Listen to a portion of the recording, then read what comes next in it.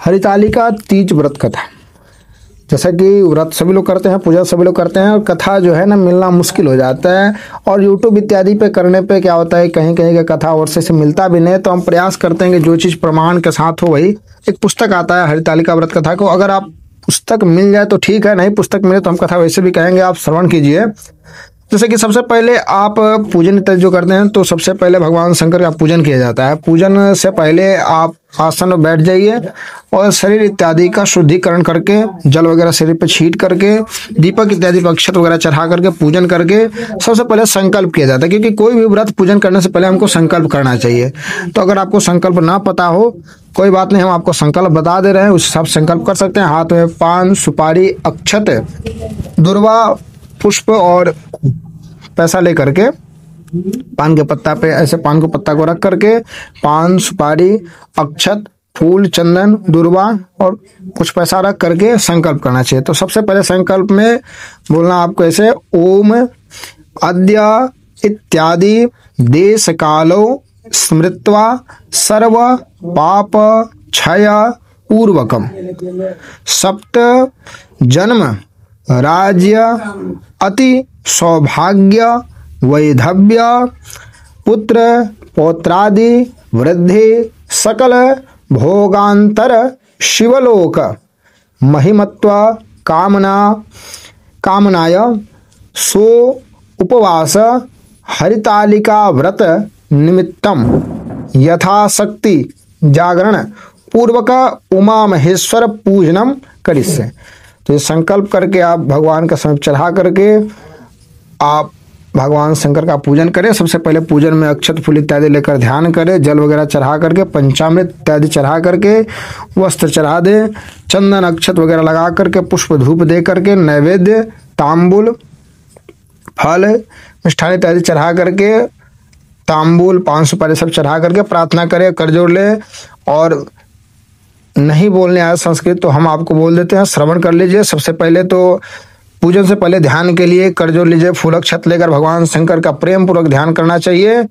ओम मंदार माला कुलिताल काये कपाल मालांकित से खराये दिव्यांबराये च दिगंबराये नमः शिवाय च नमः शिवाय। ये सबसे पहले ध्यान करके पूजन करने के बाद लास्ट में हाथ में फूल लेकर प्रार्थना करना चाहिए कि सौभाग्यम चाप वैधव्यम पुत्र पौत्रादिकम सुखम बहुपुण्य फलम सर्वा मतः शांतिम च देहि में मंत्रहीनम क्रियाहीनम भक्तिहीनम यदीश्वरी पूजितास्मि महादेवी संपूर्णम च मदस्मे। ये ध्यान और प्रार्थना करने के बाद हाथ में अक्षत फूल लेकर के भगवान शंकर की कथा और माता पार्वती की कथा श्रवण करना। पूजन करने के बाद कथा सुने। सूर्य जी कहते हैं कि मंदार की माला से जिन पार्वती जी का केश पास अलंकृत है और मुंडों की माला से जिन शिव जी की जटा अलंकृत है, जो पार्वती जी दिव्य वस्त्र धारण किए हैं, जो शिव जी दिगंबर नंगे हैं, ऐसी श्री पार्वती तथा शिव जी को प्रणाम करता हूँ। रमणीक कैलाश पर्वत के शिखर पर बैठी हुई श्री पार्वती जी कहती हैं कि हे महेश्वर, हमें कोई गुप्त व्रत या पूजन बतलाइए जो सब धर्मों में सरल हो, जिसमें परिश्रम भी कम करना पड़े लेकिन फल अधिक मिले। हे नाथ, यदि आप मुझ पर प्रसन्न हो तो यह विधान बतलाइए। हे प्रभु, किस तप व्रत या दान से आदि मध्य और अंत रहित आप जैसे महाप्रभु हमको प्राप्त हुए हैं। शिव जी बोले कि हे देवी सुनो, मैं तुमको एक ऐसा व्रत जो मेरा सर्वस्व छिपाने योग्य है, लेकिन तुम्हारे प्रेम के वशीभूत होकर मैं तुम्हें बतलाता हूँ। शिव जी ने कहा कि भारतवर्ष में जैसे नक्षत्रों में चंद्रमा, ग्रहों में सूर्य, अर्थात ग्रह जो 9 ग्रह होते हैं, उस 9 ग्रह में सूर्य जो है सर्वश्रेष्ठ होता है। वर्णों में ब्राह्मण, देवताओं में विष्णु भगवान, नदियों में गंगा, पुराणों में महाभारत, वेदों में सामवेद और इंद्रियों में मन श्रेष्ठ है। सब पुराणों और सब वेदों का सर्वस्व जिस तरह से कहा गया है, मैं तुम्हें एक प्राचीन व्रत बतलाता हूँ, एकाग्र मन से सुनो। जिस व्रत के प्रभाव से तुमने मेरा आधा आसन प्राप्त किया है, वह मैं तुमको बताऊंगा, क्योंकि तुम मेरी प्रेयसी हो। भाद्रपद मास में हस्त नक्षत्र से युक्त शुक्ल पक्ष की तृतीया तिथि को उसका अनुष्ठान मात्र करने से स्त्रियां सब पापों से मुक्त हो जाती हैं। हे देवी, तुमने आज से बहुत दिनों पहले हिमालय पर्वत पर इस व्रत को किया था। यह वृतांत मैं तुमसे कहूंगा। पार्वती जी ने पूछा कि हे नाथ, मैंने क्यों यह व्रत किया था, यह सब आपके मुख से मैं सुनना चाहती हूँ। उत्तर की ओर एक बड़ा रमणीक और पर्वतों में श्रेष्ठ हिमवान नामक पर्वत है। उसके आसपास तरह तरह की भूमियां हैं, तरह तरह के वृक्ष उस पर लगे हुए हैं। नाना प्रकार के पक्षी और अनेक प्रकार के पशु उस पर निवास करते हैं। वहां पहुंचकर गंधर्व के साथ बहुत से देवता, सिद्धचारण, पक्षीगण सर्वदा प्रसन्न मन से विचरते हैं। वहां पहुंचकर गंधर्व गाते हैं, अप्सराएं नृत्य करती है, और उस पर्वत राज के कितने ही शिखर ऐसे हैं जिनमें स्फटिक, रत्न और वैदुर्य मणि आदि की खानें भरी हैं। यह पर्वत तो ऊंचा तो इतना अधिक है कि मित्र के घर की तरह समझकर आकाश का स्पर्श किया रहता है।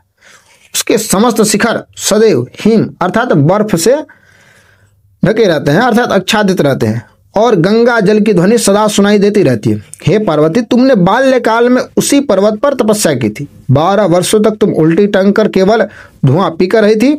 64 वर्षों तक सूखे पत्ते खाकर माघ मास में तुम जल में बैठी रहती थी, और वैशाख की दोपहरिया में पंचाग्नि तापती थी। श्रावण महीने में जल बरसता तो तुम भूखी प्यासी रहकर मैदान में बैठी रहती थी। तुम्हारे पिता इस तरह के कष्ट सहन को देखकर बड़े दुखी हुए। वे चिंता में पड़ गए कि मैं अपनी कन्या किसको दूं, अर्थात उनकी योग्यता इतनी थी कि वो विचार करने में पड़ गए कि हम अपनी कन्या को किसको दें। उस समय नारद जी वहां आ पहुंचे। मुनिश्रेष्ठ नारद जी उस समय तुम्हें देखने गए थे। नारद जी को देखकर गिरि ने अर्घ्य, पाद्य, आसन आदि देकर उनकी पूजा की और कहा कि हे स्वामी, आप किस लिए आए हैं? मेरा अहोभाग्य, आपका आगमन मेरे लिए अच्छा है।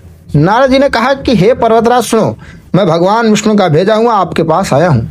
आपको चाहिए कि यह योग्य कन्या रत्न किसी योग्य वर को दे। भगवान विष्णु के समान योग्य वर ब्रह्मा, इंद्र और शिव इनमें से कोई नहीं, इसलिए मैं यही कहूंगा कि आप अपनी कन्या भगवान विष्णु को ही देवे। हिमवान ने कहा कि भगवान विष्णु स्वयं मेरी कन्या ले रहे हैं और आप यह संदेश लेकर आए हैं, तो मैं उन्हें अपनी कन्या दूंगा। हिमवान की इतनी बात सुनकर मुनिराज नारद आकाश में विलीन हो गए। वे पीताम्बर, शंख, चक्र और गदाधारी भगवान विष्णु के पास पहुंचे। वहां हाथ जोड़कर नारद जी ने भगवान विष्णु से कहा कि हे देव सुनिए, मैंने आपका विवाह पक्का करा दिया। उधर हिमवान ने पार्वती के पास जाकर कहा कि हे पार्वती, हे पुत्री, मैंने तुम्हें भगवान विष्णु को दे डाली। तब पार्वती की बात सुनकर तुम बिना उत्तर दिए ही अपने सखी के घर चली गई। वहीं जमीन पर पड़कर तुम बड़ी दुखी होते हुए विलाप करने लगी।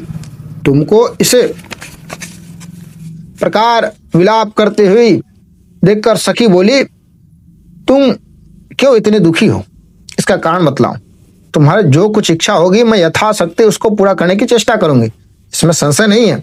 पार्वती बोली कि मेरी जो कुछ अभिलाषा है उसे तुम प्रेम पूर्वक सुनो। मैं एकमात्र शिव जी को अपना पति बनाना चाहती हूँ, इसमें कुछ भी संशय नहीं है। मेरे इस विचार को पिताजी ने ठुकरा दिया, इससे मैं अपने शरीर को त्याग दूंगी। पार्वती की इस बात को सुनकर सखियों ने कहा कि शरीर का त्याग ना करो, चलो किसी ऐसे वन में चले जहां पिता को पता ना लगे। ऐसी सलाह कर तुम वैसे वन में जा पहुंची। उधर तुम्हारे पिता घर घर तुम्हें खोजने लगे, दूतों द्वारा भी खबर लेने लगे। सोचना कि कौन देवता या किन्नर मेरी पुत्री को हर ले गया। उन्होंने मन ही मन कहा कि मैं नारद के आगे प्रतिज्ञा कर चुका हूं कि अपनी पुत्री भगवान विष्णु को दूंगा। ऐसा सोचते सोचते हिमवान मूर्छित हो गया। गिरिराज को मूर्छित देखकर सब लोग हाहाकार करते हुए दौड़ पड़े। जब होश हुआ तो सबने पूछना कि गिरिराज, अपनी मूर्छा का कारण बतलाइए। हिमवान ने कहा कि आप लोग मेरे दुख का कारण सुने। ना मालूम कौन मेरी कन्या को हर ले गया। ऐसा नहीं हुआ तो किसी काले सांप ने काट लिया या सिंह खा गए। हाय हाय, मेरी बेटी कहाँ गई? किसी दुष्ट ने मेरी पुत्री को मार डाला। ऐसा कह वे वायु के झोंके से कांपते हुए वृक्ष के समान कांपने लगे। इसके बाद हिमवान तुम्हें वन वन खोजने लगे। वो वन भी सिंह, भालू, हिंसक जंतुओं से बड़ा भयानक हो रहा था। तुम भी अपने सखियों के साथ उस भयानक वन में चलती चलती ऐसी जगह पर जा पहुंची जहां एक नदी बह रही थी। उसके रमणीय तट पर एक बड़ी सी कंदरा थी। तुमने उसी कंदरा में आश्रम बना लिया और मेरी एक बालुकामनी प्रतिमा बनाकर अपनी सखियों के साथ निराहार रह करके मेरी आराधना करने लगी। जब भाद्रपद मास के शुक्ल पक्ष की हस्तयुक्त तृतीया तिथि प्राप्त हुई तब तुमने मेरा विधिवत पूजन किया और रात भर जाकर गीत वाद्यादि से मुझे प्रसन्न करने में बिताया। उस व्रतराज के प्रभाव से मेरा आसन डगमगा उठा, जिससे मैं तत्काल उस स्थान पर जा पहुंचा जहां पर तुम अपनी सखियों के साथ रहती थी। वहां पहुंचकर मैंने तुमसे कहा कि मैं तुम पर प्रसन्न हूं, बोलो क्या चाहती हो। तुमने कहा कि मेरे देवता, यदि आप मेरे ऊपर प्रसन्न हैं तो मेरे पति बने। मैंने तथास्तु कहकर कैलाश पर्वत पर वापस आने पर तुमने वह प्रतिमा नदी में प्रवाहित कर दी और सखियों के साथ उस महाव्रत का पालन किया। हिमवान भी तब तक उस वन में तुम्हें खोजते खोजते आ पहुंचे। चारों दिशाओं में तुम्हारी खोज करते करते वे व्याकुल हो चुके थे, इसलिए तुम्हारे आश्रम के समीप पहुंचते ही गिर पड़े। थोड़ी देर बाद उन्होंने नदी के तट पर दो कन्याओं को सोते हुए देखा। देखते ही उन्होंने तुम्हें छाती से लगा लिया और विलक कर रोने लगे। फिर पूछा, पुत्री, तुम सिंह, व्याघ्र आदि जंतुओं से भरे इस वन में क्यों आ पहुंची। पार्वती ने उत्तर दिया कि हे पिताजी, मैंने पहले ही अपने आप को शिव जी के हाथों सौंप दिया। आपने मेरी बात टाल दी, इसलिए मैं यहाँ चली आई। हिमवान ने सांत्वना दी कि हे पुत्री, मैं तुम्हारी इच्छा के विरुद्ध कुछ न करूंगा। वे तुम्हें अपने साथ ले घर आए और मेरे साथ तुम्हारा विवाह कर दे। इसी से तुमने मेरा अर्धासन पाया है। तब से आज तक किसी के सामने मुझे यह व्रत प्रकट करने का अवसर नहीं प्राप्त हुआ। हे देवी, मैं यह बताता हूँ कि इस व्रत का हरितालिका नाम क्यों पड़ा। तुमको सखिया हर ले गई थी, इसी से हरितालिका नाम पड़ा। पार्वती ने कहा कि हे प्रभु, आपने नाम तो बताया, अब इसकी विधि बताएं। इसका क्या पुण्य है, क्या फल है, यह व्रत कौन करे। श्री शिव जी पार्वती जी से कहते हैं कि हे देवी, मैंने समस्त स्त्री जाति की भलाई के लिए यह उत्तम व्रत बतलाया है। जो स्त्री अपने सौभाग्य की रक्षा करना चाहती है वह यत्न पूर्वक इस व्रत को करे। केले के खंभे आदि से शोभित एक सुंदर मंडप बनावे, उसमें रंग बिरंग के रेशमी कपड़ों से चंदना लगा करके चंदन आदि सुगंधित द्रव्यों से वह मंडप को लिपवावे। फिर शंख, भैरी, मृदंग आदि बाजे बजाते हुए बहुत से लोग एकत्रित होकर तरह तरह का मंगलाचार करते हुए मंडप में पार्वती तथा शिव जी की प्रतिमा स्थापित करें। उस रोज दिन भर उपवास रह करके बहुत से सुगंधित फूल, सुगंध और मनोहर धूप, नाना प्रकार के नैवेद्य आदि एकत्रित कर मेरी पूजा करें और रात भर जागरण करें। ऊपर जो जो वस्तुएं गिनाई गए हैं उनके अतिरिक्त नारियल, सुपारी, जंबीरी, नींबू, लौंग, अनार, नारंगी आदि जो जो फल प्राप्त हो सके उन्हें इकट्ठा कर ले। उस ऋतु में जो फल तथा फूल मिल सके विशेष रूप से रखे। इसके बाद धूप दीप आदि से पूजन कर प्रार्थना करे कि हे शिवे, शिव रूपिणी, हे मंगले, हे सब अर्थों को देने वाले, हे देवी, हे शिव रूपे, आपको नमस्कार है। हे शिव रूपे, आपको सदा के लिए नमस्कार है। हे ब्रह्म रूपिणी, आपको नमस्कार है। हे जगत धात्री, आपको नमस्कार है। हे सिंहवाहिनी, संसार के भय से भयभीत मुझ दिन की रक्षा करो। इस कामना की पूर्ति के लिए मैंने आपकी पूजा की है। हे पार्वती, मुझे राज्य और सौभाग्य दे, मुझ पर प्रसन्न हुए। इन्हीं मंत्रों से पार्वती तथा शिव जी की पूजन करें। तदंतर विधि पूर्वक कथा सुने और ब्राह्मण को वस्त्र, गौ, सुवर्ण आदि देवे।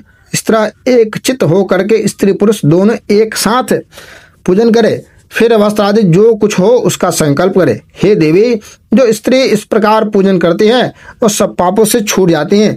उसे 7 जन्म तक सुख तथा सौभाग्य प्राप्त होता है। जो स्त्री तृतीया तिथि का व्रत न कर अन्न भक्षण करती हैं वह 7 जन्म तक वांध्या रहती है। उसको बार बार विधवा होना पड़ता है। वह सदा दरिद्र, पुत्र शोक से शोकाकुल, स्वभाव की लड़ाकी, सदा दुख भोगने वाली होती है।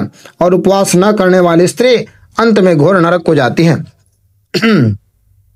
मांसाहार करने से बाघिन, दधी खाने से बिल्ली, मिठाई खाने से चींटी और कुछ खाने से मक्खी होती है। तीज को अन्न खाने से सुकरी, फल खाने से बंदरिया, पानी पीने से जोग, दूध पीने से सांपिन, उस रोज सोने से अजगरी और पति को धोखा देने से मुर्गी होती है। इसलिए सभी स्त्रियां व्रत अवश्य करें। दूसरे दिन स्वर्ण, चांदी, तांबा अथवा बांस के पात्र में अन्न भरकर ब्राह्मण को दान दे और पारण करे। जो स्त्री इस प्रकार व्रत करती है वह मेरे समान पति पाती है और जब वह मरने लगती है तो तुम्हारे समान उसका स्वरूप हो जाता है। उसे सब प्रकार के सांसारिक भोग और सायुज्य से मुक्ति मिल जाती है। इस हरितालिका की व्रत कथा मात्र सुन लेने से प्राणी को 1000 अश्वमेध और सैकड़ों वाजपेयी यज्ञ का फल प्राप्त होता है। हे देवी, मैंने यह सब व्रतों में उत्तम व्रत बतलाया है जिसके करने से प्राणी सब पापों से छूट जाता है। इसमें कुछ भी संशय नहीं है। प्रेम से बोले शंकर भगवान की जय। तो ये कथा है और कथा के बाद अगर आपकी स्वेच्छा हो तो आप हवन वगैरह करके आरती भगवान शंकर की कर लेना चाहिए। और इसी तरह आप लोग को और भी कथा लाया जाएगा। और तब तक के लिए हर हर महादेव। मिलते हैं आप लोग से अगली वीडियो में, और अन्य भी जो भी हिंदू धर्म में जो भी कथाएं हैं वो सबको लाएंगे ताकि आप सभी लोग श्रवण करें। तो प्रेम से बोलिए शंकर भगवान की जय।